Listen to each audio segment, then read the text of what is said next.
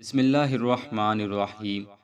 امام بخاری علیہ رحمہ نقل کرتے ہیں، سیدہ عائشہ رضی اللہ تعالی عنہا فرماتی ہیں، رسول اللہ صلی اللہ علیہ وآلہ وسلم کے لیے آغاز وحی کا سلسلہ جیسا کہ آپ نے مجھ سے بیان فرمایا رویائے صادقہ کی شکل میں ہوا، لیکن اس کی صورت یہ تھی جیسے بحالت خواب طلوع سحر کا منظر سامنے آ کر نگاہوں سے اوجھل ہو جائے۔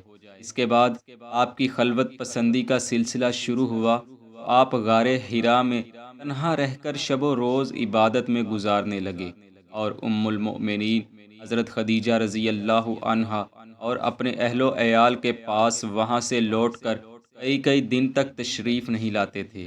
اسی دوران ایک دن آپ پر ظہور حق ہوا، یعنی حضرت جبریل علیہ السلام آپ کے روبرو آ کر بولے، پڑھیے۔ آپ نے فرمایا، میں پڑا ہوا نہیں ہوں۔ اس پر حضرت جبریل نے آپ کو اپنے سینے سے لگا کر بھینچا اور اس کے بعد چھوڑ کر بولے، پڑھیے۔ آپ نے پھر فرمایا، میں پڑا ہوا نہیں ہوں۔ پھر حضرت جبریل نے آپ کو تیسری بار سینے سے لگایا اور اچھی طرح بھینچا اور کہا، اے محمد صلی اللہ علیہ وآلہ وسلم، پڑھیے، اپنے پروردگار کے نام سے جس نے تمام عالم کو پیدا کیا۔ سیدہ عائشہ فرماتی ہیں، پھر آپ صلی اللہ علیہ وآلہ وسلم نے یہ آیات تلاوت فرمائی، لیکن اس حالت میں کہ اول تا آخر آپ کے جسم اطہر پر لرزہ طاری رہا۔ آپ اسی حالت میں غار سے باہر تشریف لے آئے اور سیدہ خدیجہ کے گھر کی طرف روانہ ہوئے۔ ابن حشام علیہ رحمہ لکھتے ہیں، رسول اللہ صلی اللہ علیہ وآلہ وسلم نے فرمایا، پھر میں وہاں سے نکلا۔ جب میں پہاڑ کے وسط میں تھا تو میں نے ایک آواز سنی۔ وہ آواز کہہ رہی تھی، اے محمد صلی اللہ علیہ وآلہ وسلم، آپ اللہ کے رسول ہیں اور میں جبریل ہوں۔ فرمایا، میں نے آسمان کی جانب سر اٹھایا تو کیا دیکھتا ہوں کہ آسمان کے کنارے پر ایک آدمی کی شکل میں جبریل ہیں، جن کے پاؤں صاف ہیں، اور وہ کہہ رہے ہیں، اے محمد صلی اللہ علیہ وآلہ وسلم، آپ اللہ کے رسول ہیں اور میں جبریل ہوں۔ فرمایا، میں جبریل کی طرف دیکھتا ہی رہ گیا، نہ آگے بڑھتا ہوں اور نہ پیچھے ہٹتا ہوں، اور میں ان سے اپنی نظریں ہٹا کر آسمان کے کنارے پر ڈال رہا ہوں، مگر جہاں نظر ڈالتا ہوں انہیں اسی حالت میں دیکھتا ہوں، یہاں تک کہ میری تلاش میں خدیجہ نے اپنے آدمی بھیجے جو مکہ کے بلند مقام تک پہنچے اور پھر واپس ہو گئے، اور میں اپنی اسی جگہ کھڑا تھا۔ پھر جبریل میرے پاس سے چلے گئے اور میں بھی اپنے گھر والوں کی طرف چلا آیا، یہاں تک کہ میں خدیجہ کے پاس پہنچا اور ان کے زانو کے پاس بیٹھ گیا اور ان کی طرف جھک پڑا۔ انہوں نے کہا، اے ابو القاسم، آپ کہاں تھے؟ اللہ کی قسم، میں نے آپ کی تلاش میں اپنے آدمی بھیجے، یہاں تک کہ وہ مکہ کے بلند حصے تک پہنچ کر میری طرف واپس آ گئے، مگر آپ کو تلاش نہ کر سکے۔ رسول اللہ صلی اللہ علیہ وآلہ وسلم فرماتے ہیں، پھر میں نے خدیجہ سے اس چیز کا بیان کیا جو میں نے دیکھا تھا، تو وہ کہنے لگی، اے میرے چچا کے فرزند، خوش ہو جائیے اور ثابت قدمی اختیار فرمائیے۔ قسم ہے اس ذات کی جس کے ہاتھ میں خدیجہ کی جان ہے، بے شک میں اس بات کی امید رکھتی ہوں کہ آپ اس امت کے نبی ہوں گے۔ یہ کہہ کر خدیجہ اٹھ کھڑی ہوئیں اور اپنے کپڑے پہن لیے اور ورقہ بن نوفل کی طرف چلی گئیں۔ ورقہ بن نوفل سیدہ خدیجہ رضی اللہ تعالی عنہا کے چچا زاد بھائی اور زمانہ جاہلیت میں مکہ مکرمہ میں دین کے ایک بہت بڑے عالم تھے۔ دین حق کی تلاش میں انجیل کا مطالعہ کیا اور پھر متاثر ہو کر جوانی میں نصرانی مذہب اختیار کر لیا اور جوا و شراب اور نشہ آور چیزوں سے کنارہ کشی اختیار کر لی۔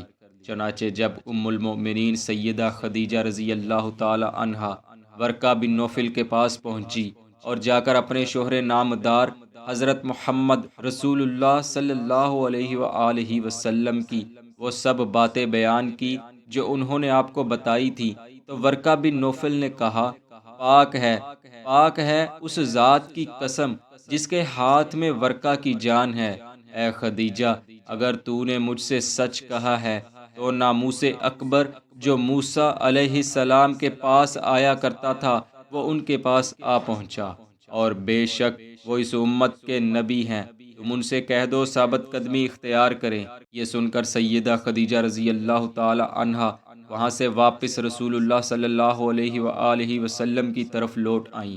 یہاں حافظ ابن کثیر علیہ رحمہ نے بخاری شریف کی ایک روایت یوں نقل کی ہے کہ جب حضور صلی اللہ علیہ وآلہ وسلم واپس گھر تشریف لائے تو خدیجہ سے فرمایا، مجھے کمبل اڑاؤ، مجھے کمبل اڑاؤ، اور جب انہوں نے کمبل اڑایا تو آپ کے جسم مبارک کی کپ کپاہٹ دور ہوئی۔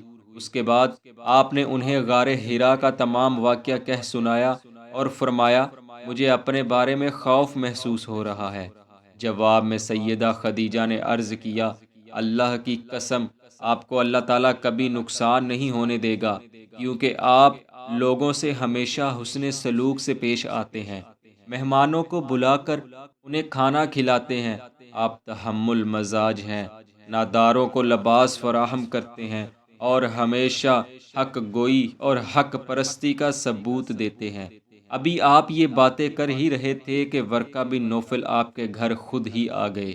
حضرت خدیجہ نے ورقہ سے فرمایا، اے میرے ابن ذرا سنیے، یہ کیا فرما رہے ہیں؟ ورقہ بن نوفل نے حضور سے پوچھا، اے میرے بھائی کے بیٹے، آپ نے غار میں کیا دیکھا؟ جب رسول اللہ صلی اللہ علیہ وآلہ وسلم نے تمام واقعہ سنایا تو وہ بولے، یہ اسی طرح کا خدا کا پاک کلام ہے جو حضرت موسیٰ علیہ السلام پر اترا تھا۔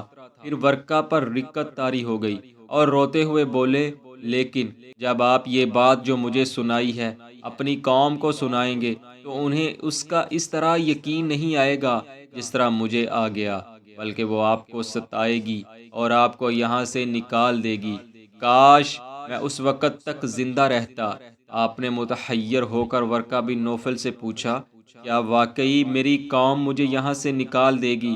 ورقہ نے عرض کیا، ہاں بالکل ایسا ہی ہوگا، اور اس وقت آپ کو چند لوگوں کے سوا اپنی قوم میں مجھ جیسا کوئی نہیں ملے گا۔ کاش میں اس وقت تک زندہ رہتا تو دوسرے اہل نصارہ کو اپنے ساتھ ملا کر ضرور آپ کی مدد کرتا۔ منقول ہے کہ یہ کہہ کر ورقہ بن نوفل وہاں سے چلے گئے اور واقعی کچھ دنوں بعد انتقال کر گئے۔ دوستو، ام المؤمنین حضرت خدیجہ رضی اللہ تعالی عنہا کا حضور صلی اللہ علیہ وآلہ وسلم کے ساتھ وہ منفرد تعلق تھا جو شاید کسی اور زوجہ کے حصہ میں نہیں آیا۔ آپ وہ واحد خاتون ہیں جنہوں نے پہلی وحی کے بعد اللہ کے نبی صلی اللہ علیہ وآلہ وسلم کو نہ صرف سنا بلکہ آپ کی مدد و اعانت کی اور آپ کی ہر بات کو منوعاً قبول کر لیا۔ دعا ہے اللہ پاک آپ کی مرکز پر اپنی لاتعداد رحمتوں کا نزول فرمائے اور آپ کے صدقے ہماری بے حساب مغفرت فرمائے، آمین۔